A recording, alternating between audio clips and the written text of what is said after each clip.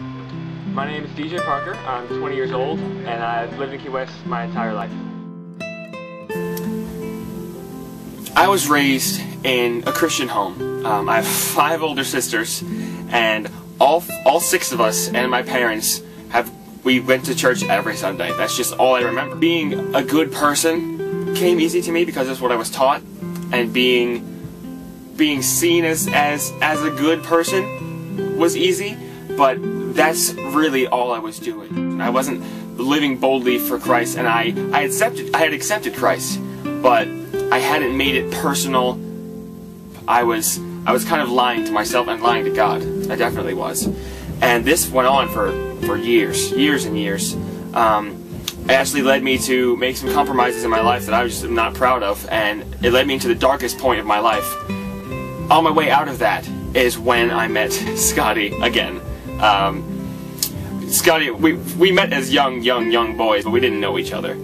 So when the Borgers came back to town, it was really interesting. Scotty came back and we met, and he starts telling me all of these plans he has for uniting the youth in Key West and making them live boldly for God and have them shine like lights in the world. I had been so okay with the way things were going, so complacent that I thought he was a little crazy, to be completely honest. And so we started meeting with Terrell, who also just came out of nowhere onto the scene. The 3 of us met, and within a week had formed was now the Key West Youth Ministerial Alliance. I had no idea what to expect, but I knew in my heart that it was good. I knew we were doing something for God, and I couldn't put it down. I couldn't stop what I was doing. As we met and we went visiting other youth groups, and we started planning things, we started planning worldview studies, and we had other plans in the works, but not all of them panned out. But as we were planning these things together, and as I was starting to see what it was like to work in a ministry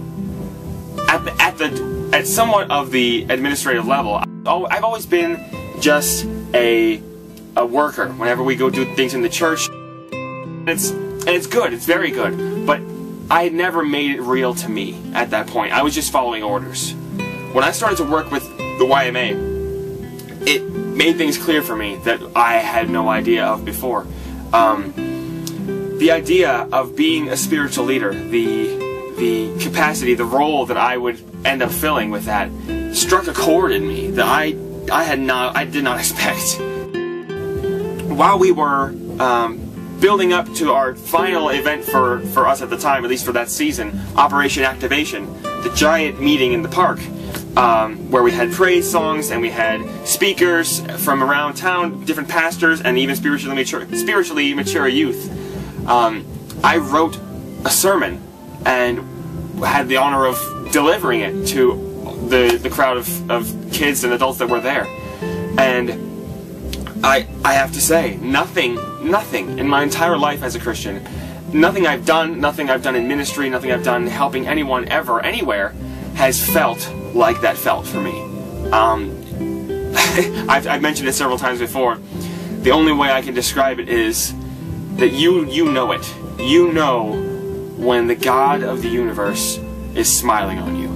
And when I spoke that night, I felt electric. I felt like I could shoot bolts of lightning from my hands, and I didn't want to ever let that go.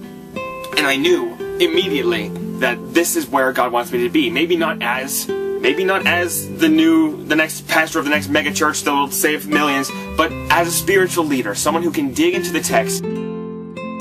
So with that, I knew I had to go. I knew I couldn't stay in Key West much longer.